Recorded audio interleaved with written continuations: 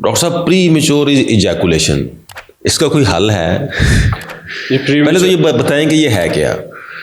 Pre mature ejaculation एक बड़ा prevalent condition है। ख़ुसूसन जब से मैं पाकिस्तान आया तो मैंने बहुत ज़्यादा ऐसे पेशेंट्स देखे हैं जो कि समझते हैं कि उनको प्री मेच्योर इजैकुलेशन है। तो प्री मेच्योर इजैकुलेशन के लिए ज़रूरी है कि आप डॉक्टर साहब, इसको मैं आपको काटूंगा, क्या ये पाकिस्तानी ही समझते हैं या पूरी दुनिया में लोग समझते हैं? To be honest with you, मेरा ख्याल है कि पाकिस्तान के लोगों में उनको ये बहुत ज़्यादा फील होता है और कॉम्प्लेक्स है, और बाहर के मुल्कों में शायद मैंने इतने पेशेंट नहीं देखे जितने मैंने एक साल में यहाँ पे देख लिए हैं प्री मेच्योर इजैकुलेशन के। तो मेरा ख्याल है इसके बारे में पेशेंट्स को इतनी एजुकेशन भी नहीं है।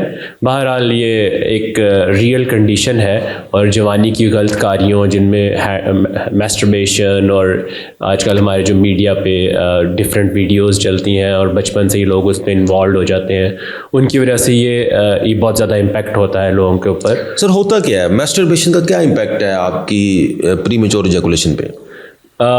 मैस्टरबेशन से जो आपका एक्सेसिव मैस्टरबेशन करने में कोई हर्ज नहीं है, लेकिन एक्सेसिव मैस्टरबेशन से आपकी सेंसिटिविटी बहुत ज़्यादा हो जाती है पीनस की। जो आपके उज़्व तनासुल है उसका जब सबसे सेंसिटिव पार्ट है उसका फ्रंट वाला पार्ट होता है जिसे ग्लैंड्स पीनस कहते हैं।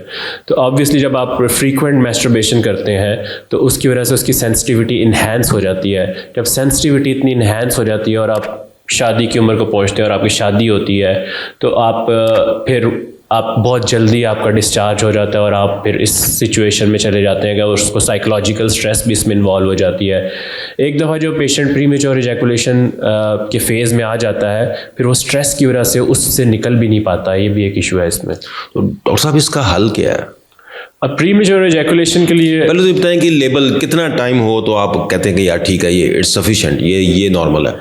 जी, ये पेशेंट टू पेशेंट वेरी करता है, लेकिन एटलीस्ट अगर आप 1 मिनट से पहले डिस्चार्ज ना हो तो ये प्री मेच्योर इजैकुलेशन में लेबल नहीं होता। मतलब 1 मिनट के बाद डिस्चार्ज होना प्री मेच्योर इजैकुलेशन में काउंट नहीं करता। बहरहाल हर इंसान की ये ख्वाहिश है कि वो ज़्यादा से ज़्यादा टाइम इसमें निकाले, क्योंकि ये प्लेयर वाला एक एक्ट है और अल्लाह ताला ने बनाया इंसान के लिए। तो सर, एक जिनको है वो उनको क्या क्या क्या करना चाहिए? अब जिनकी सेंसिटिविटी इस्टेब्लिश हो चुकी है वो कैसे इस फेज से बाहर आए? क्योंकि यहाँ पे अमूमन जो है वो लोगों के जो किडनीज हैं, जो लिवर हैं, वो शायद इसीलिए ख़राब होते हैं कि वो इस चीज़ को इन्हेंस करने के लिए देसी दवाइयों का इस्तेमाल करते हैं या कोई जड़ी बूटियाँ, इवन जो है वो स्टीरॉइड्स वगैरह भी। तो क्या ये नॉर्मली हम इससे बाहर आ सकते हैं कोई? अच्छा, इसमें सबसे पहले जो मैं एक अहम मैसेज देना चाहता हूँ कि आप अपने बचपन से ही अपने बच्चों की ट्रेनिंग करें और उन्हें सेक्स एजुकेशन के ऊपर ट्रेन करें। हमारे आजकल के प्रॉब्लम ये है कि पेरेंट्स अपने बच्चों को गाइड नहीं करते, फिर वो अपने स्कूल और कॉलेजेस में जब जाते हैं और लोगों से बातें सुनते हैं, फिर डिफरेंट मतलब अजीब व गरीब हरकतों में इन्वॉल्व हो जाते हैं, तो इन द लॉन्ग रन ये इनके लिए नुकसानदेह होता है। तो उनको ज़रूर है कि आप बचपन से ही या एक ख़ास उम्र के बाद आप अपने पेरेंट्स जो है उनसे सेक्स एजुकेशन उनको दी जाए, उन्हें प्रॉपर तरह से उनको लुक आफ्टर किया जाए कि ये क्या एक्टिविटीज़ करते हैं।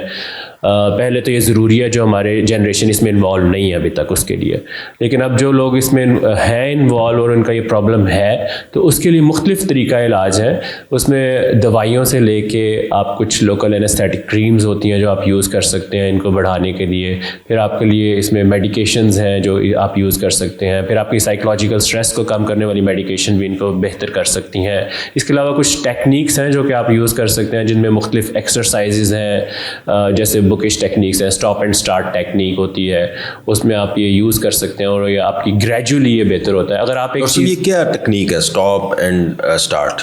तो स्टॉप एंड स्टार्ट टेक्निक ये है कि जब आप फॉर एग्जांपल आप शादीशुदा हैं और आप शादी के बाद प्री मेच्योर इजैकुलेशन से परेशान हैं, तो आप स्टॉप एंड स्टार्ट टेक्निक या स्क्वीज़ टेक्निक इसे कहते हैं। उसमें ये करते हैं कि जब आप एक क्लाइमैक्स पे पहुंच जाते हैं ऑर्गेज़म में, तो आप you just stop over there और फिर आप दोबारा से उसको रीस्टार्ट करते हैं।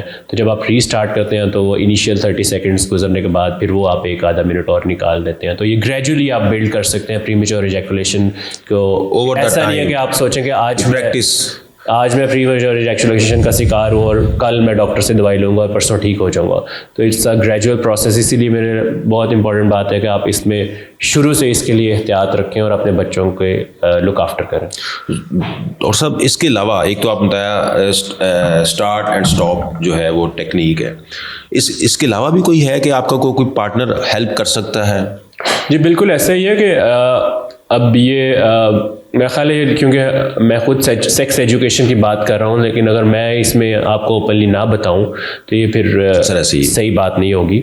तो ऑब्वियसली जब आप इसमें पार्टनर स्पेसिफिक चीज़ें भी होती हैं, जैसे कि डिफरेंट सेक्सुअल पोजीशन में जहाँ पे आपको ज़्यादा स्टिमुलेशन है आप उनको अवॉइड करें, और जब आप एक सर्टेन लेवल तक अपनी प्रीमेच्योर एजैकुलेशन में आपका माइंड कंट्रोल भी इसमें आ जाए तो फिर आप डिफरेंट चीज़ें ट्राई कर सकते हैं। तो इनिशियली पार्टनर सेटिस्फेक्शन और आपके एक और बड़ा अहम पैगाम ये है कि जो आपके फीमेल पार्टनर्स हैं उनको अगर वो आपका साथ दें और वो इसको आपके ऊपर तारी ना कर दें कि ये क्या हो गया, आपकी प्रीमेच्योर एजैकुलेशन है, तो आपके पार्टनर अगर आपके साथ दें तो आप ग्रेजुअली दोनों मिल के इसको बेहतर कर सकते हैं।